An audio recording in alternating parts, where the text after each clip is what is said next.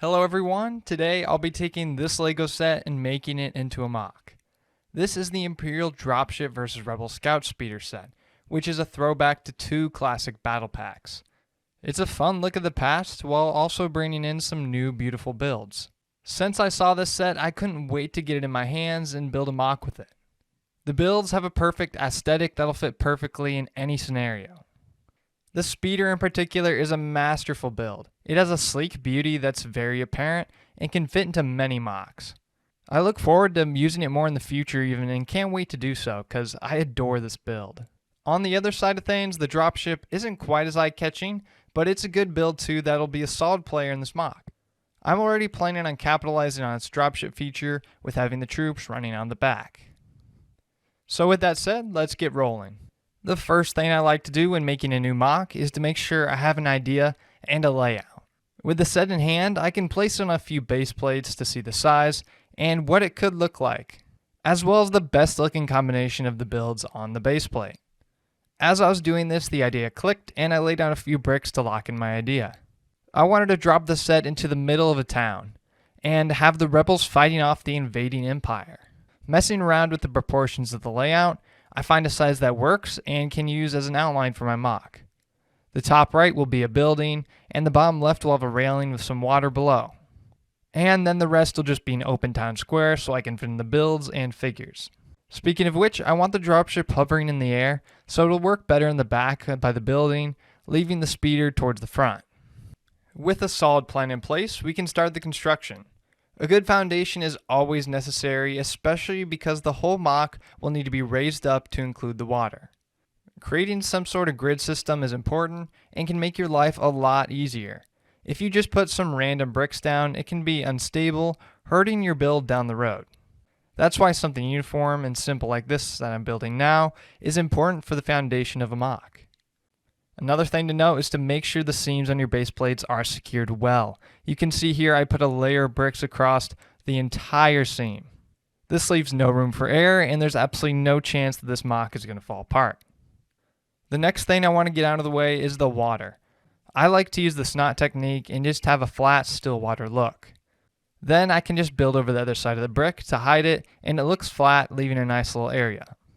Nothing too fancy, but the little color matting will pay dividends towards the end of the mock. With that in place, I can start to pave the roads and add these big tiles. I'll come back later to fill in the details. These 6x6 tiles are great for big smooth areas like what I'm going for here. I also like to stack a lot of them close to where the builds will go because it'll be covered up anyway, so the lack of studs or any extra detail doesn't really end up showing in the final display. Finally, we make our way to the back building. I'm not going to try anything too special here, as this will mostly just be a hollow facade to be used as a nice background piece and add some height into this build. That doesn't mean I won't be adding a lot of details though. Using all sort of techniques, I want to be able to bring some depth and dimension to this wall. To start though, all I did was build a flat wall with maybe a few grooved and extra detailed pieces in there, as well as a couple bricks with studs on the sides. That way I can have more of those details later. Right now it seems flat and plain, but coming back and adding some greebling to the wall will help us out later to make the build more palatable. Next we can move on up and work on the roof. I don't plan on putting much up here, I just wanted something simple that works well. For that I use a bunch of dark gray plates with some added texture on top of that. All your basic detailed pieces that you'd use for greebling. Then I can place that in and call it good. Then after that we can get back to the front facade.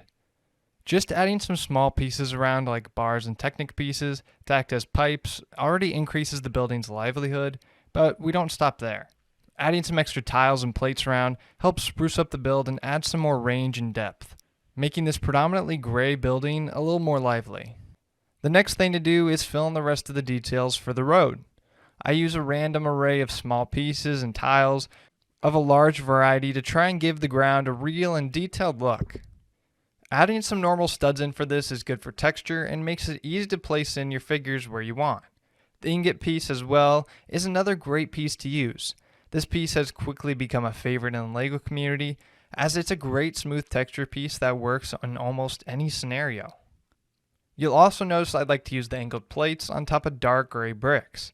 It creates a cracked concrete look that I love. It's one of my favorite build techniques to use on these big ground pieces like this. I use a wide array of these techniques, adding in plates and tiles everywhere, trying to fit in as much details as I can into a somewhat simple mock. Now let's go ahead and wrap this up. The very last piece of building I want to do is just adding a quick black border around the edges. A lot of people do this, it's nothing new. I just think it makes the mock look a little more clean, and so that's why I do it. And with that in place, we can now go ahead and put in the set. From the start, I knew I wanted the dropship to be dropping off some stormtroopers, and that's what I went for here with the detached carrier. I think the two stormtroopers hopping off the back and running into battle adds a lot of character and is a nice little touch. On the opposite side, we have the speeder that sets in very nicely, and next to it I can place in the last rebel trooper. I ended up deciding that the mock wasn't quite done though, and needed some more color. For this, I added a few plant pieces by the water, and on top of the building, it's not much, but it helps a little. Finally, we can step back and look at the complete mock. The versus scene is very nice, and I love what's going on between those two builds. I think some more color definitely could have helped out, but overall I'm still proud of this build. One thing I was worried about was my small parts collection and not having enough details, and I think it did somewhat end up impacting the build. Areas like the water in the building weren't quite as extravagant as they should have been. Unfortunately, I feel like they lack any big dominating features that can pull you into this mock. I partially think a lot of that comes from the color scheme though. There's just too much gray, and I wish I would have found a way to break it up more. Little touches like maybe adding some street vendors with some colorful stands could have made this build feel a little more lively and actually feel like a town. There's just too much gray, and I wish I would have found a way to break it up or do something better with it. Other than that, the street looks good, and the building has some nice parts that I do enjoy. However, none of this is the main feature. In the center stage, we have the builds and the figures. This set takes the mock and makes it leagues better. I already love the builds, but seeing them in action is magical. When I saw the set leak, I just couldn't wait to build with them. I have a special tie to the old Rebel Speeder set, and it's been one of my favorites for so long. Seeing its new updated version with the dropship is just awesome. Then of course you add my own mock in the background. Having my own creation join the fold is just a neat nostalgia trip for me, and I think it's just neat to see the progression from when I was a kid and just played with the sets and my own creations, as to now with these new creations I'm making as an adult. So while this has less to do with the mock, I just absolutely love that this new set was made. Real quick before we step away from the mock, I want to ask you guys to comment below your favorite parts. That and the dropship hovering by its recently dispatched unit is a neat look, and exactly what I wanted. It looks exactly like the rebels trying to fend off the Empire from taking over another town. I really enjoyed making this mock.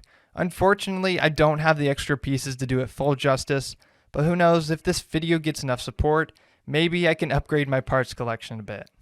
With that said though, that's pretty much all I have for you guys today. I want to thank you all for watching. Don't forget to like and subscribe for more. Hope you all have a great day, and I'll see you later.